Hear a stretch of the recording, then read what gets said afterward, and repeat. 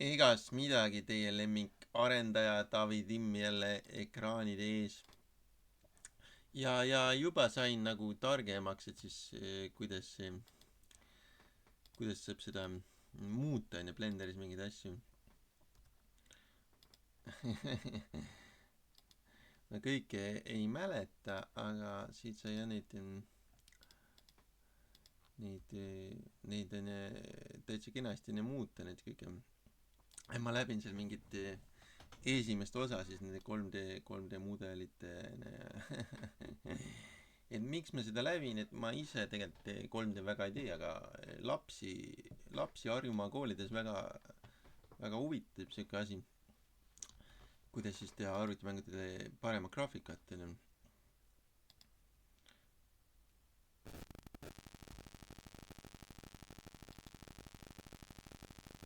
et noh, need kuubi on täitsa teistsuguseks ja muutnud selle õpetuse abiga.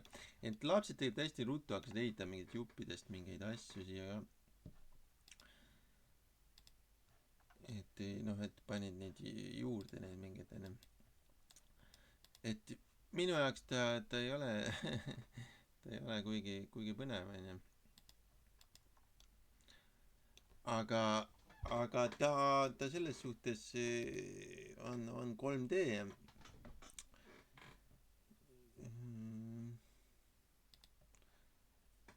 ja noh, kui noh, ütleme, mängus on juba siuke asi lihtsalt kuupide asemel, et siis ta 10 minutiga on ju kogeb mingit teistsugust mängutunnet siis seal, ütleme, et kohtab mingit sellist asja mängus või selle asemel, et ainult kuubikuid kohata. ma vaatan korra, mis see õpilane siin on teinud ka siis, Kudo 4-5. ma ei mäleta, mis seal oli, et ta mingi pingviinide mängu vist ehitas selles arvutis päris mitu kuud, aga ta peamiselt joonistas neid mudeleid. et seda ei ole siin. See ei ole selles arvutis, seda arvutit mul pole siin maakodus kaasas. mis see on, full screen attempt hoopis on siin, et kas suudan minna Godot's full screen'i või.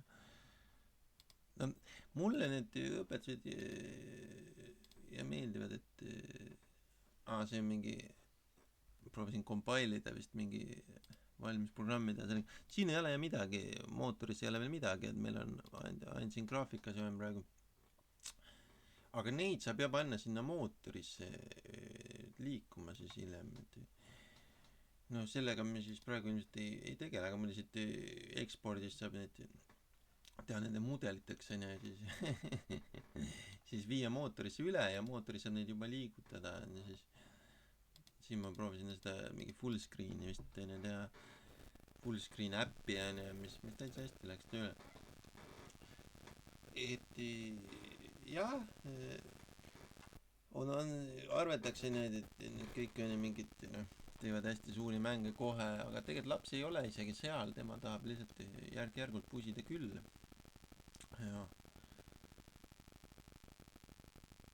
et ütleme, me võtame nüüd selle, vaata kas saab seda ma võiks ta panna onju siia, no paneme ta siia. kui me paneme ta siia onju, siia kausta, äkki ta oli too kaust onju, ma ei mäleta neid ka. see peab olema õiges kaustas, sinna hakkab see juba see failisüsteemi asi onju, et see mootor loeb ainult õigest kaustast seda. proovime uuesti onju, proovime panna ta õigesse kausta. aga ma ei mäleta, mis siin see õige kaust oli.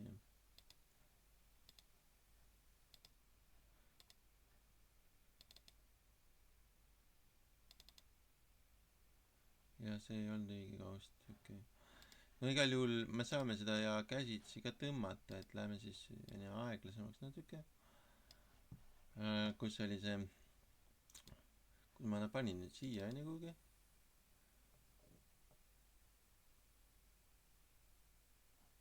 Siia panin. aga kui ma nüüd tõmban selle siia, siis mis siis saab?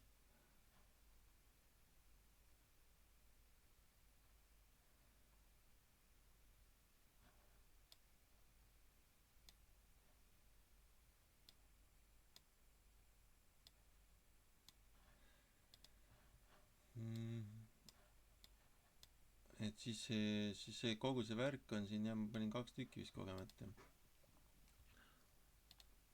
Et siis see on nagu nüüd mängumootoris ja neine see värk on nii näha siin. et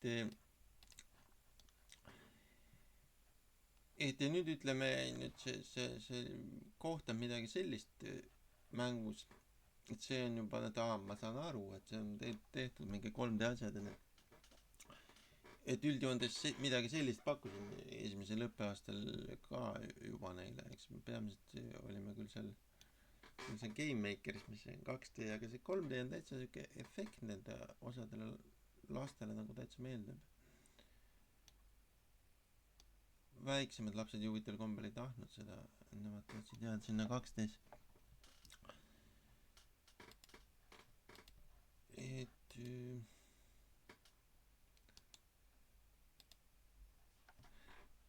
et siia võib ju panna mingid siit mootori poolt siis mingeid asju juurde, nad panevad mingi kera juurde, ütleme, et see et kera on siis see mängija näiteks, mis liigub ja siis kohtab mingit sellist taustaobjekti,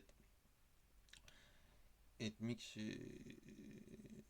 mitte, ma ei mäleta neid koodi asju ka, aga võib harjutamise mõttes võib proovida seda ruttu ka teha, et kui me paneme talle mingi koodi külge,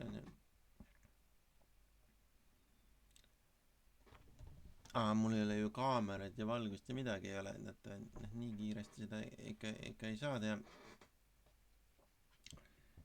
et see on see ja ma peast ei mäleta neid kõiki neid klahve ja asju ka, eks ma tavaliselt kuskil mujalt vaatan. Kass nüüd kustutas mul ära selle kõik, kass hüppas klahvide peale ja kustutas kõik ära.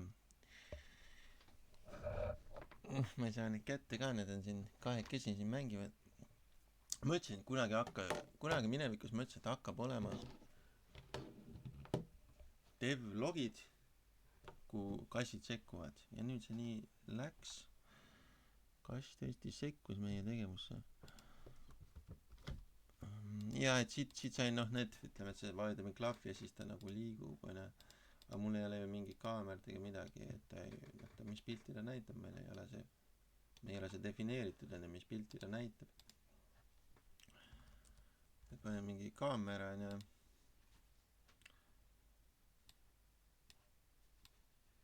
paneme selle kaamera siis selle külge, selle palli külge näiteks näitab seda palli näiteks ja paneme siia mingi valguse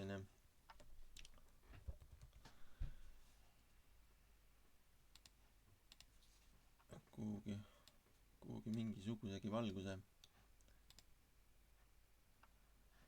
ja kui me proovime seda mängu mängida, et ta ronib ja full screen'i nüüd mulle, et see on, et sellist pilti näeb,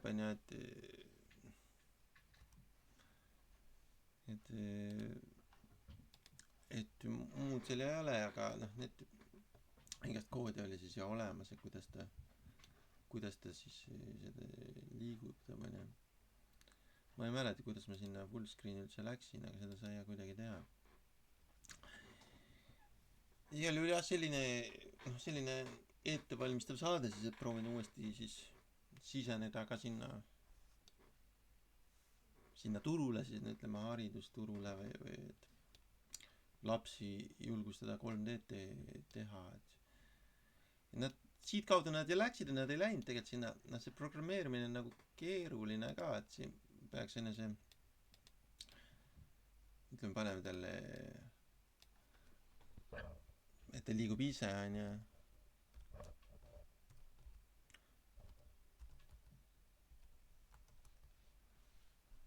mis see Z oli, kas üles parem, ta liikus kuhugi küll ja need asjad sealt tagant enne kadusid ära, aga paneme teisele poole, et võiks liikuda ja siis mingi aeglaselt onju. no need, et ta Z-teljelane liigub praegu, et selles mõttes, et noh need klahvidega sellega läheb just aeg-ajalt täitsa lahe siuke full screen äpp onju. et paneme mitte Z vaid X näiteks onju, et läheb sinnapoole, aga paneme siis ta läheks neile lähemale nendele teistele objektidele onju. et noh kuidas laps ka nagu algusest alustab, ega mina ju ei tea mis mängu nad täpselt onju teevad ja ma peast ei mäleta neid Godot funktsioone ka, aga nüüd ta onju läheb sinna kuhugi onju ja et siuke mäng onju, et see mängija siis ja liigub sealt läbi kuidagi. et sellises järjekorras toimus see tegevus seal tundides ja nad kõigepealt tegid graafikat ja mis on väga loomulik laste puhul ka, nad teevad graafika enne kui nad oskavad programmeerida, et noh minu jaoks ta ei ole nii ootuspärane, aga noh nii ma pidin ka tegema, sest noh selles järjekorras see kõik seal toimus, et nad tahavad teha seda sellises järjekorras. et jah, loodan, et midagi saite aru, et mis nagu toimus ja mis ilmselt ka nagu hakkab uuesti toimuma millalgi sügisel. Praegu on siuke hea suvevaheaeg, et proovin selle video nüüd panna arvutist telefoni viia leviga kohta ja panna üles selle video vaatame kuidas läheb.